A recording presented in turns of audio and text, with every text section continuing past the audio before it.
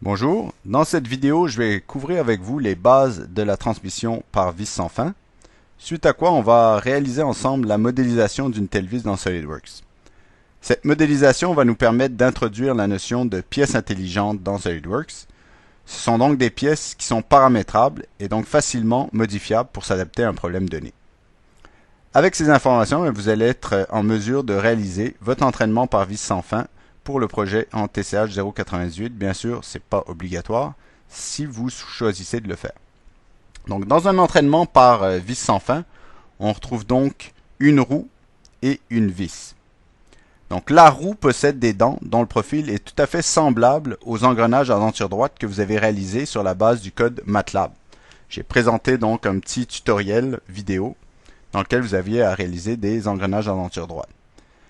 Si vous ne savez pas du tout de quoi je parle, je vous conseille d'arrêter cette vidéo et d'aller sur le site web, de suivre le lien vers le tutoriel sur les engrenages. Ça va vous permettre une bien meilleure compréhension de ce vidéo-ci. Donc on continue. Si vous savez donc de quoi je parle, donc la particularité des transmissions à vis sans fin par rapport aux transmissions à engrenage droit, c'est que les axes de transmission entre la roue et la vis font un angle de 90 degrés l'un par rapport aux autres. Donc, dans le cas des engrenages en denture droite, on se souvient que les axes étaient parallèles. Un autre aspect qui distingue les transmissions par vis sans fin, c'est leur capacité à réaliser des ratios de transmission élevés dans un espace très compact. Okay? Donc, ici, on voit que j'ai une roue qui possède 50 dents. Le rapport de transmission va être uniquement déterminé par le nombre de dents de la roue.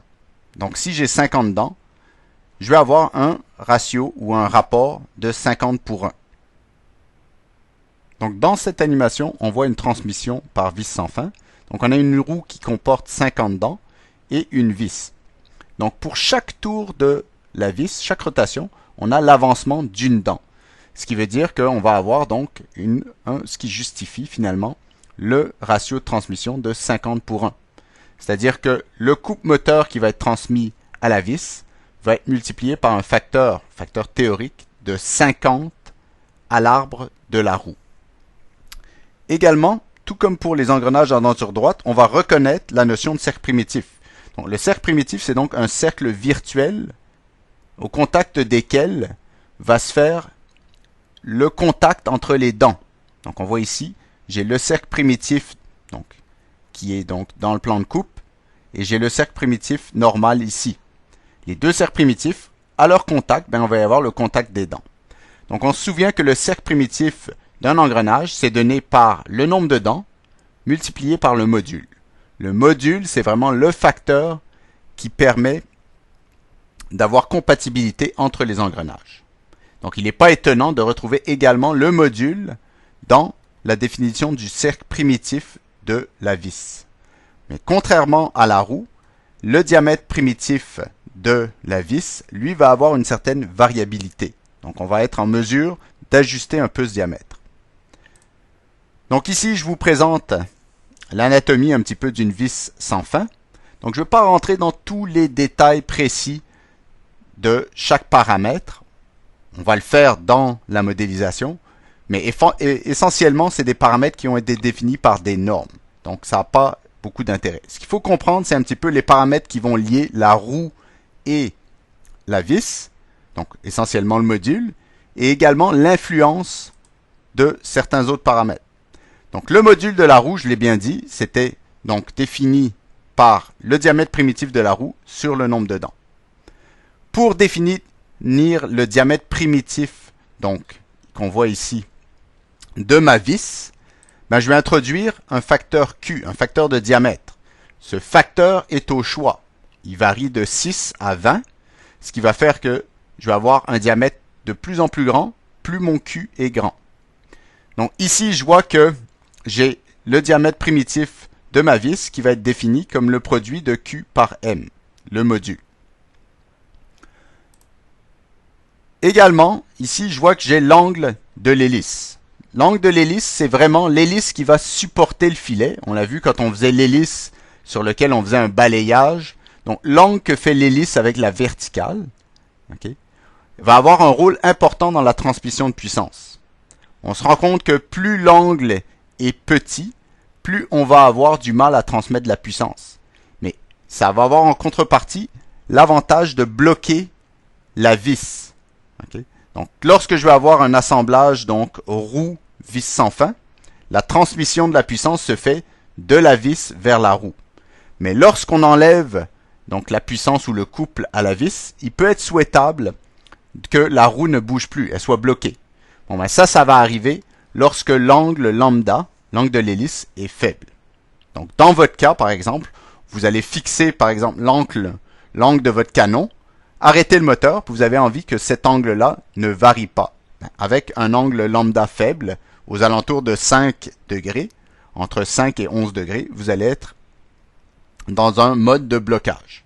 Au-dessus de 11 degrés, ben, il va se passer la chose suivante, c'est qu'on va pouvoir actionner, inverser la transmission. Donc, la roue va pouvoir entraîner la vis. Donc, dans notre cas, c'est quelque chose qui n'est pas souhaitable. La distance entre axes, donc la distance entre l'axe de la vis et l'axe de la roue, ben, ça va être tout simplement, comme pour les engrenages droits, la somme des diamètres primitifs de la roue et de la vis divisé par 2. La dernière chose qu'on va voir, c'est le pas du filet. Donc, pour que l'engrenage soit compatible à la vis, il faut absolument avoir un pas de filet qui soit égal à m fois pi, tout simplement. Donc, si on regarde, ensuite, je passe un petit peu l'aspect diamètre extérieur, on le verra plus tard. Mais si on regarde maintenant vraiment la forme de la denture, ben on se voit que c'est deux segments de droite avec un angle de 20 degrés qui correspond à l'angle de pression de mon engrenage droit. Le pas, on l'a défini. Le congé de fond dedans, on l'a défini. La hauteur du filet va être basée sur le module de mon engrenage. Puis, on voit ici que de mon diamètre primitif jusqu'au sommet de ma dent, ben, j'ai une distance m. Tout ça, ça va nous permettre donc de modéliser adéquatement donc mon filet, ma vis sans fin. Ça peut paraître un petit peu beaucoup de paramètres, mais donc il faut juste se souvenir donc du module, de ma roue, qui est défini donc par ma roue, du facteur Q qui va permettre de définir le diamètre primitif de ma vis, et puis de l'angle d'hélice. Okay? Donc cet angle d'hélice-là, il va être variable, mais il va avoir une conséquence. Donc lorsqu'on va s'approcher de lambda égale à plus ou moins 5 degrés, il va y avoir blocage de la roue par la vis. Donc c'est plutôt souhaitable dans votre cas. Par contre, lorsqu'on va s'en éloigner, on va aller vers des valeurs plus élevées de lambda. Donc à partir de 11, là, l'engrenage va être réversible. Bien sûr, ça, ce sont que des règles du pouce. Là. Ça dépend du coefficient de friction des matériaux. Donc on va tout de suite commencer la modélisation. Donc j'ai ici un fichier pièce vide en millimètres. Je vous ai dit au début de ce tutoriel que on va introduire la notion d'intelligence dans la pièce. Donc cette notion, elle va passer à travers la paramétrisation des codes de la pièce. Ce qui fait qu'on va avoir des paramètres qui vont être reliés entre eux par des équations et qui vont permettre d'ajuster complètement mon engrenage ou ma vis sans fin en fonction de ces paramètres-là. Pour commencer à faire ça, ben on va tout débuter en allant dans Outils et on va insérer des équations. Donc là, ici, je vais commencer par les paramètres qui sont liés à mon engrenage, à denture droite, mais qui vont par contre avoir une influence, telle que le module, sur ma vis. Donc je vais commencer par M, mon module, le paramètre le plus important. Donc ici, je vais le fixer à 1. On pourra le modifier par la suite. Donc module de l'engrenage droit. Ensuite, je vais donner le nombre de dents de mon engrenage. Ça va avoir une incidence sur la taille de mon engrenage également. Je vais mettre 50 dents.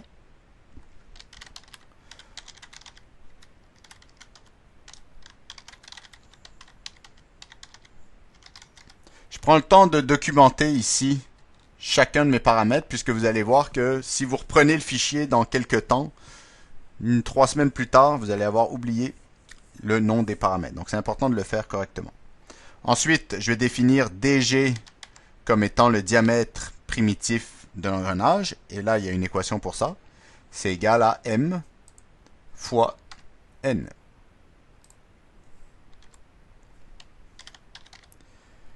Donc diamètre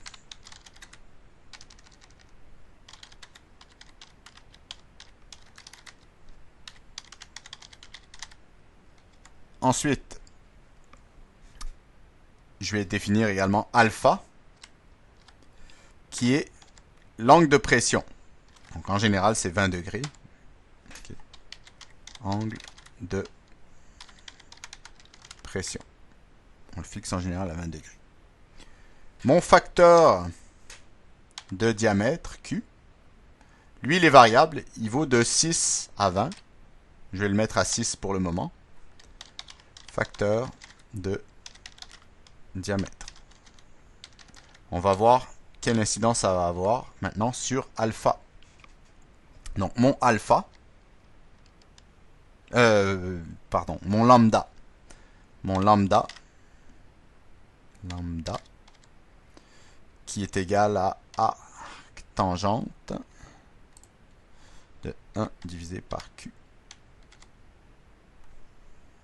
Et là, naturellement, ici, vous allez choisir. Là, vous voyez que je ne peux pas le prendre. Là. Donc, vous le mettez tout simplement entre guillemets. Q entre guillemets. Entre guillemets, j'ai dit. Donc, il faut que j'aille changer ça comme ça.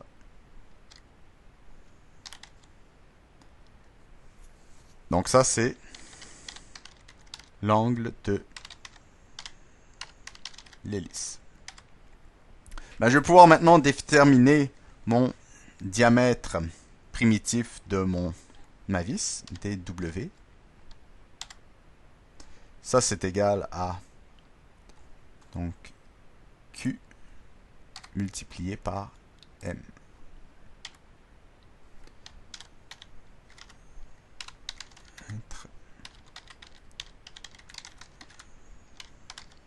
Diamètre primitif de la vis. Ensuite, je vais définir le pas de la vis, Px. Le pas de la vis, c'est tout simplement pi.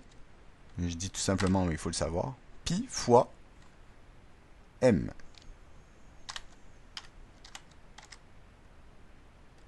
Donc, c'est le pas de la vis. Ensuite, je vais définir le diamètre extérieur de ma vis, D0. Le diamètre extérieur de ma vis, D0, c'est égal à dW, donc dW, plus 2 fois M. 2 fois M.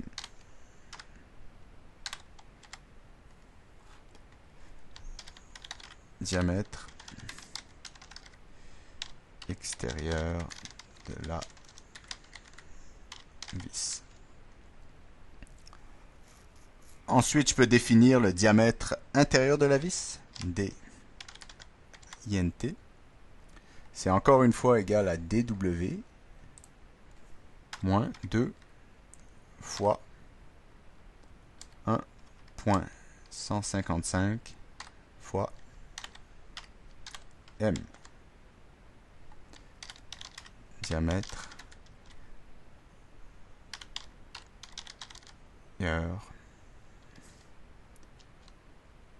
du filet.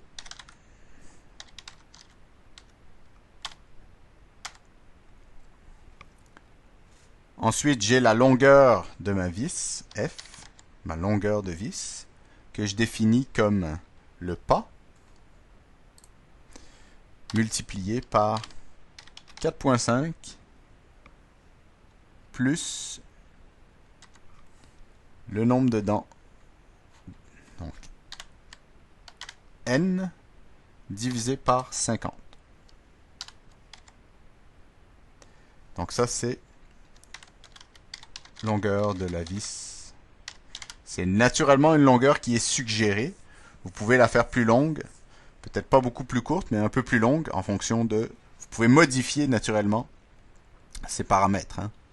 Ce qui est important, c'est la géométrie des dents.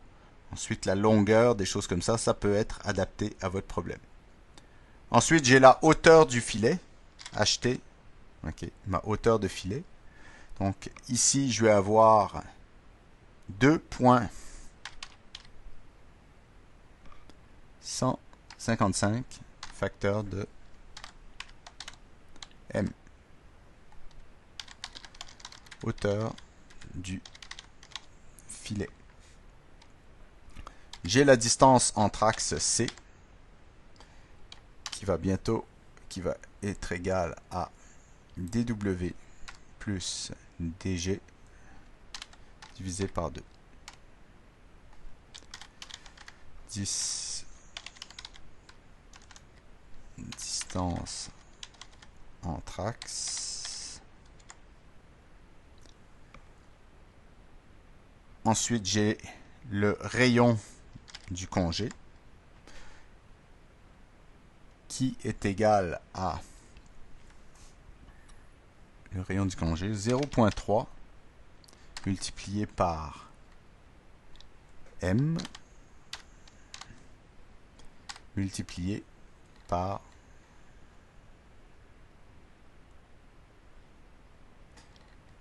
j'ai du mal à aller chercher lambda. Et j'ai oublié ici cos. C'est pas lambda, c'est cos de lambda. Cos de lambda. Mais ça change quand même pas mal. Donc, cos de lambda, c'est le rayon de fond de dent.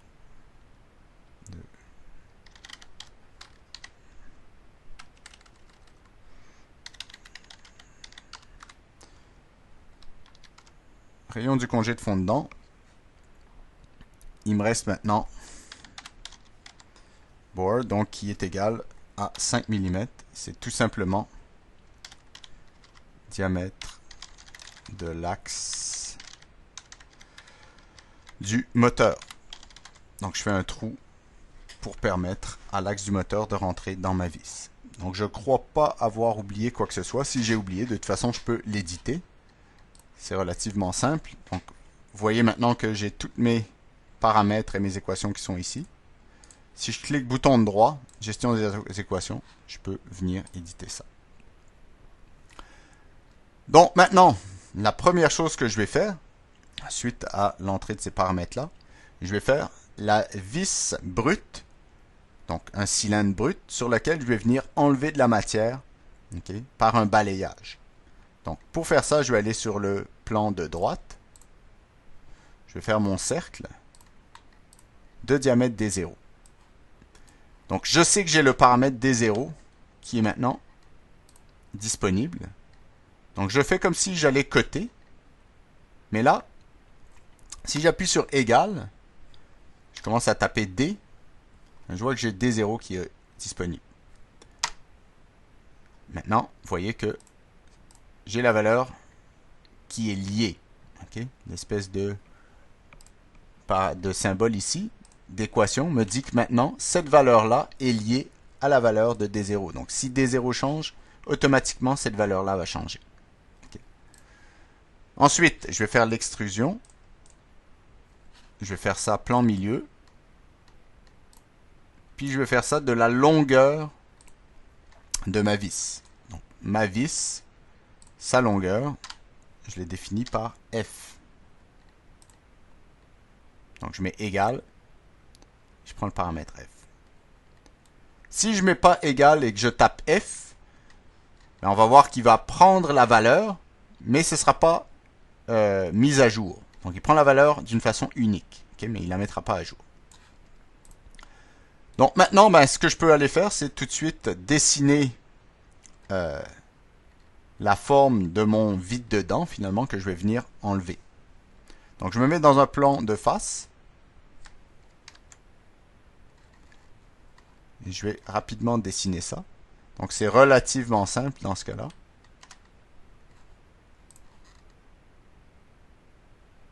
Ouais.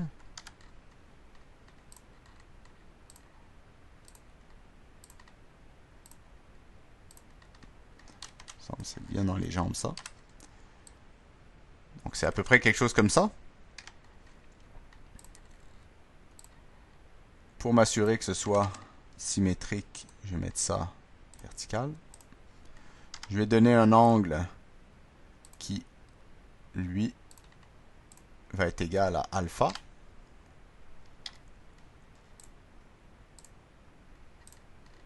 Ici. Ensuite, je sais que la hauteur totale de mon filet, c'est HT. Alors, si je mettais juste HT, je pourrais mettre juste HT. Vous voyez qu'il n'y a pas le symbole d'équation qui apparaît. Donc, j'ai pris la valeur, mais elle n'est pas liée. HT, comme ceci. OK. Maintenant, je vais aller mettre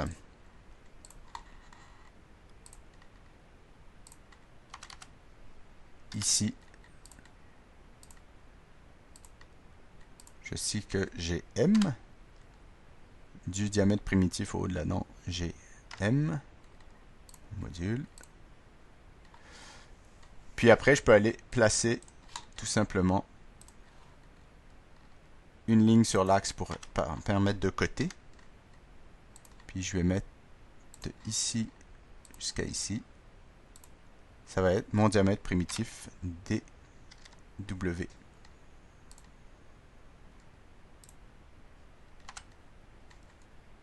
Il me reste à mettre ici le pas, en fait un demi-pas.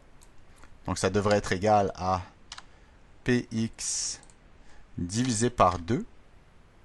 Okay. Mais pour m'assurer, okay, je vais me donner un petit peu de jeu. Je vais augmenter puisque là j'enlève la matière. Donc pour m'assurer que les dents puissent bien rentrer sans trop de friction, je vais multiplier ça par 1.1. Okay. Donc px divisé par 2 par 1.1. Maintenant, je vais tout simplement me mettre au départ. Tout est noir, tout est beau. C'est coté. Il me manque maintenant mon hélice. Donc je quitte l'esquisse. Pour faire mon hélice, j'ai naturellement besoin de faire sur cette face-là. Je vais prendre l'arête que je vais convertir. Et puis à partir de là, insertion, courbe, hélice. Ici, je vois que je vais prendre hauteur et pas. Okay. Donc, le pas, je l'ai défini, px. Et la longueur, ça va être un peu plus que la longueur de ma vis pour m'assurer que je suis capable de défoncer jusqu'au bout. Pour faire ça, ben, je vais venir ici, puis je pourrais mettre par exemple ici à mon pas, je vais mettre px. Et là, qu'est-ce que je vois? Je vois que ça marche tout simplement pas. Donc, c'est une fonction qui n'accepte pas d'avoir ces paramètres liés à des variables. Donc, on va laisser ça comme ça. Donc, vous mettez 20 en haut, pas ici. Vous mettez à 90 le départ, l'angle de départ, pour s'assurer ici que mon profil correspond bien au départ de mon hélice. Le reste, on laisse comme ça. J'accepte. Okay. Maintenant, il y a une méthode pour être capable de lier l'hélice, ou bien les paramètres de l'hélice, à une équation. Donc, pour faire ça, je vais cliquer sur l'hélice. Là, je vois, par exemple, la longueur de l'hélice. Okay. Ce que je vais tout simplement aller faire, c'est changer son nom. Je vais appeler ça longueur. Excusez-moi, on va recommencer. Je clique dessus. J'accepte. Et là, je viens ici. Longueur hélice. Je valide.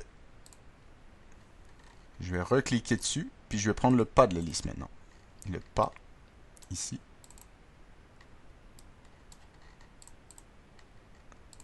Donc le pas de l'hélice, je vais l'appeler pas hélice.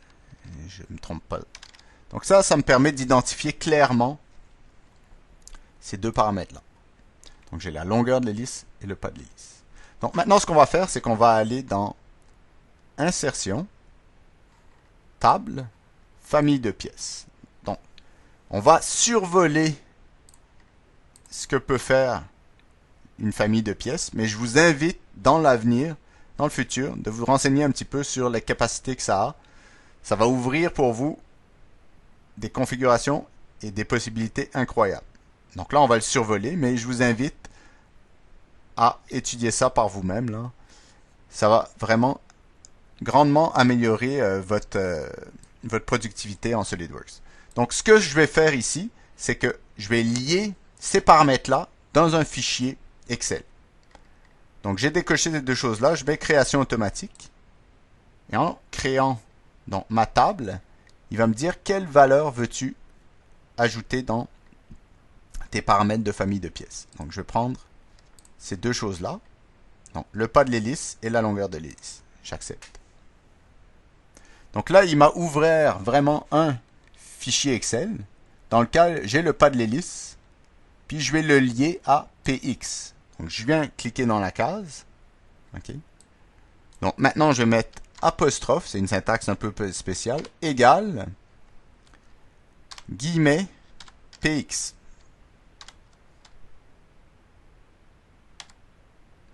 Maintenant, pour la longueur de l'hélice, je vais faire la même chose. Donc, je vais dire apostrophe égale, guillemets. Là, j'avais F, mais je vais le multiplier par 1.2 pour être sûr que je dépasse. F, c'est la longueur donc de mon hélice, pas de mon hélice, mais plutôt de ma vis. Donc, je mets 1.2 fois F pour être sûr que je vais enlever la matière plus qu'au bout. Donc, il n'y a pas de problème, j'accepte. Et je clique à l'extérieur. Maintenant, si vous cliquez, OK, donc on voit ici qu'il a gardé 20. Il faut tout simplement mettre à jour. Et voyez maintenant que j'ai des symboles d'équation autour de ces deux paramètres-là. Donc, ils vont être liés aux variables ici. J'avais dit F et P de X. P de X ici. Avant de faire donc, mon enlèvement de matière par balayage, je vais faire des chanfreins sur ces deux arêtes-là pour avoir une entrée de mes filets qui soit convenable. Alors ici, je vais dire chanfrein. Je vais prendre distance et angle. Donc ici, je vais mettre la distance, ça va être la hauteur du filet. Donc qui va être H de T. Donc, si je vais le chercher, c'est H de T. Et ici, je vais égal à alpha. Donc, alpha. 20 degrés.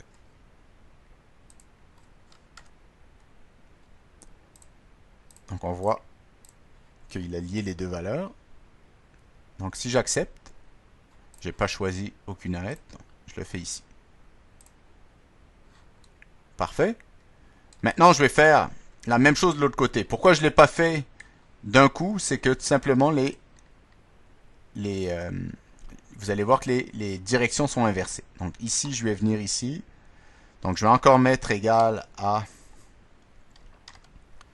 H de T.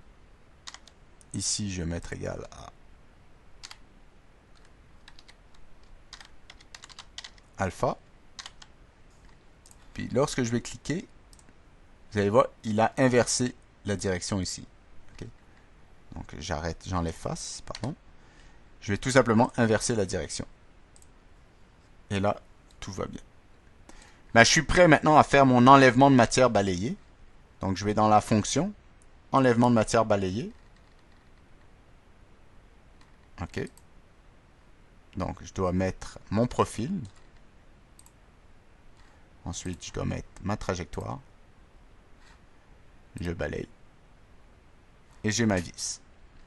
Donc on voit que les chanfreins ont fait le travail ici pour l'entrée de ma vis. Maintenant, je vais aller faire il me reste deux choses à faire. Je vais aller faire les congés ici à l'intérieur de la vis, puisque j'avais des congés ici. Donc je vais aller faire un congé. Je sais que mon congé, il est égal à RC. Et là, vous voyez qu'il vous permet de absolument rien faire. Donc on va aller prendre la valeur de RC, on va la mettre, donc 0.29. Puis après, on va aller, comme on l'a fait tout à l'heure, donc égal 0.29.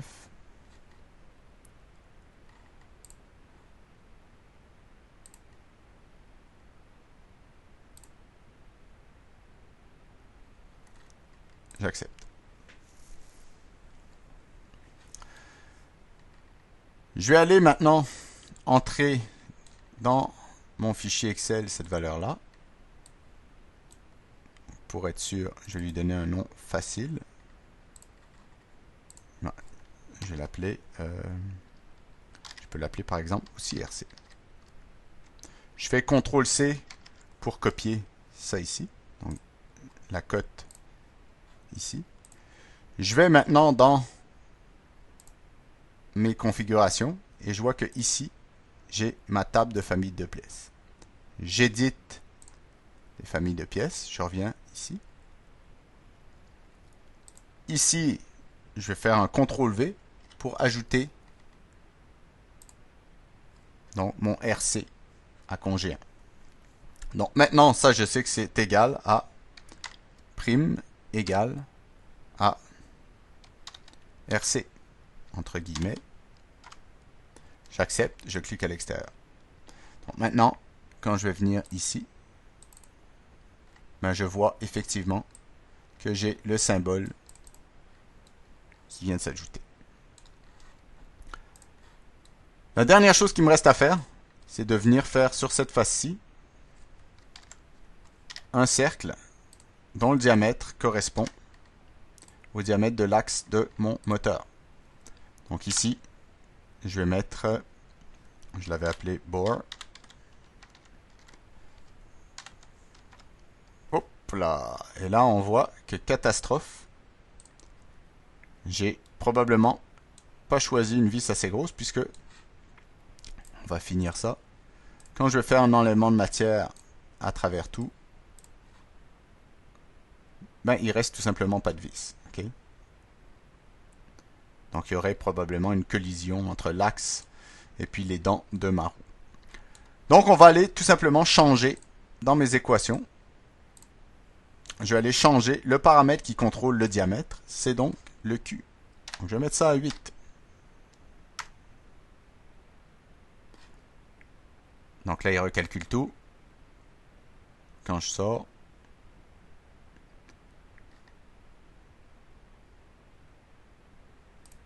ok. Donc, c'est une bonne idée de sauver régulièrement. Ok. Puisque vous allez voir que les paramètres, ben, ça peut arriver là que ça plante. Comme toute bonne chose, ça peut avoir une certaine fragilité. Donc là, effectivement, maintenant, j'ai rajouté de la surface là. Donc, je suis plus directement en contact avec les filets. Par contre, c'est peut-être pas assez épais. Donc, on va encore augmenter ça. On va mettre 10, ça va être suffisant.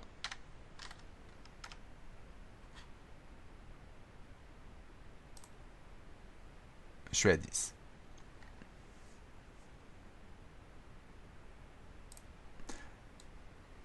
Ça me paraît suffisant. Maintenant, on peut s'interroger sur la valeur de mon angle ici d'hélice.